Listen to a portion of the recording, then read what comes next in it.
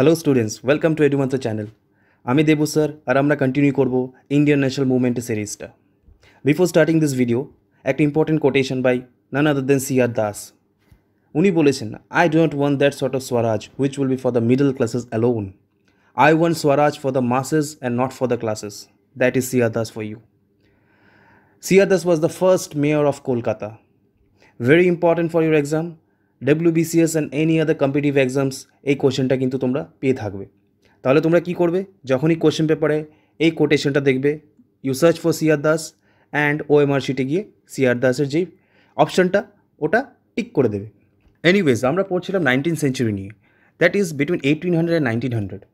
সেই সময় আমরা দেখলাম যে western education was introduced in India and which resulted in implanting the seed of nationalism among the Indians.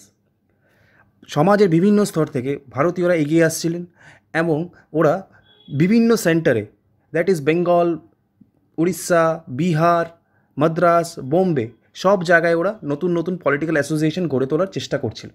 আর এই জন্য ডক্টর অনিল শীল, হিস্টোরিয়ান ডক্টর অনিল শীল 19th সেঞ্চুরিকে বলেছে এইজ অফ অ্যাসোসিয়েশনস, কারণ প্রচুর অ্যাসোসিয়েশনস কিন্তু এই সময় গড়ে উঠেছিল ভারতে। তার মধ্যে প্রথম যে পলিটিক্যাল অ্যাসোসিয়েশনটা বাংলা বা ভারতের প্রথম যেটা হয়েছিল তার নাম হলো বঙ্গভাষা প্রকাশিকা সভা। তো যখন আমরা বঙ্গভাষা প্রকাশিকা সভা পড়ব তখন একজনের কথা না বলেই নয়, আর তিনি হলেন রাজা রামমোহন রায়। চলো দেখে নিই রাজা রামমোহন রায় কী করে বাংলার প্রথম পলিটিক্যাল অ্যাসোসিয়েশন তৈরি করেছিলেন।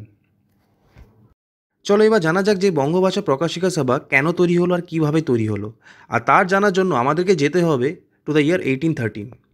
1813 সালে একটি অ্যাক্ট পাস হয়েছিল যাকে বলা হয় চার্টার অ্যাক্ট অফ 1813। আর এই অ্যাক্ট দিয়ে বলা হলো যে এখন থেকে 1,00,000 টাকা ব্যয় করা হবে for Indian education and Indian literature.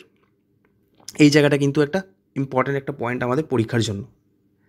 এবার দেখো 1835 সালে ম্যাকলে মিনিট পাস হয়, আর অ্যাকর্ডিং টু ম্যাকলে মিনিট বলা হয় যে এখন থেকে ওয়েস্টার্ন এডুকেশনে বেশি ইম্পর্টেন্স দিতে হবে। আর in the year 1835 lord William Bentinck একটি অ্যাক্ট পাস করেন যার নাম হলো English education act. And according to this act এখন থেকে ইংলিশকে প্রমোট করা হবে। আর ওই যে 1,00,000 টাকা, ওই যে ফান্ডটা যেটা ল্যাঙ্গুয়েজেস, ইন্ডিয়ান ল্যাঙ্গুয়েজেস আর এডুকেশনের উপরে ব্যয় করা হতো, সেটা এখন ওয়েস্টার্ন এডুকেশন অ্যান্ড ইংলিশ এডুকেশনের উপরে ব্যয় করা হবে। এবার তার এগেনস্টে 1836 সালে ইন দ্য ইয়ার 1836 রাজা রামমোহন রায় তৈরি করেন বঙ্গভাষা প্রকাশিকা সভা। এই বঙ্গভাষা প্রকাশিকা সভার কাজটা কী ছিল, এর উদ্দেশ্য কী ছিল? ওর মেইন উদ্দেশ্য ছিল বাংলা ভাষা বা সাহিত্যকে এগিয়ে নিয়ে যাওয়া। কিন্তু পরবর্তীকালে ভারতীয়দের স্বার্থ রক্ষা করার জন্য কিন্তু ওরা ব্রিটিশদের কাছে পিটিশন জমা দিত। যাই হোক, এই রাজা রামমোহন রায় আর ওনার অনুগামীরা মিলে এই বঙ্গভাষা প্রকাশিকা সভা তৈরি করেন। আরেকজন ইম্পর্টেন্ট পার্সোনালিটি যিনি বঙ্গভাষা প্রকাশিকা সভা তৈরি করার পেছনে ইম্পর্টেন্ট রোল প্লে করেছিলেন, উনি ছিলেন রাজা রামমোহন রায়ের বন্ধু প্রিন্স দ্বারকানাথ টেগর। এই যে বঙ্গভাষা প্রকাশিকা সভা, তার প্রেসিডেন্ট কে ছিলেন? তার প্রেসিডেন্ট ছিলেন গৌরীশঙ্কর ভট্টাচার্য, যিনি আবার এডিটর ছিলেন সংবাদ ভাস্করের। তার সেক্রেটারি কে ছিলেন? তার সেক্রেটারি ছিলেন দুর্গাপ্রসাদ তর্ক পঞ্চানন। একটা ইম্পর্টেন্ট পয়েন্ট যেটা মনে রাখতে হবে আমাদেরকে, সেটা হলো Bangabhasha Prakashika Sabha was the first political association of not just Bengal but the whole India. But কিছুদিনের মধ্যে সুখের সংসারে আগুন লাগে। কেন আগুন লাগে?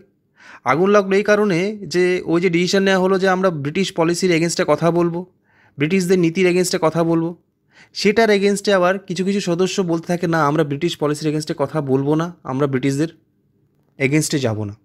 এইভাবে কী হয়, মতভেদের সৃষ্টি হয়, আর আলটিমেটলি যেটা হয় কিছুদিনের মধ্যে কিন্তু অ্যাসোসিয়েশনটা ভেঙে যায়। হাই বাঙালি।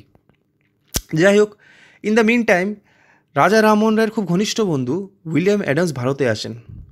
উনি ভারতে আসার পর দেখলেন যে ভারতীয়দের কী অবস্থা, ব্রিটিশরা কীভাবে শোষণ করছে ভারতীয়দের। আর উনি বিশ্বাস করতেন যে ভারতীয়দের যে এই অবস্থাটা যদি ব্রিটিশের পার্লামেন্টের কাছে জানানো যায়, ব্রিটিশের সিটিজেন্সদের কাছে জানানো যায়, তারা নিশ্চয়ই চেষ্টা করবে যে ভারতীয়দের অবস্থা যদি বেটার হয়। আমার প্রিয় ছাত্রছাত্রীরা, তোমরা নিশ্চয়ই ভাবছো তাহলে কি ভারতের পলিটিক্যাল মুভমেন্ট শুরু হতেই শেষ হয়ে গেল, না অন্য কেউ এসে হাল ধরবে? এই প্রশ্নের উত্তরের জন্য আমাদের নেক্সট ভিডিওর জন্য অপেক্ষা করতে হবে। নেক্সট ভিডিওতে আমরা এই প্রশ্নেরই উত্তর দেব। Till then, sayonara, good bye, See you in the next video.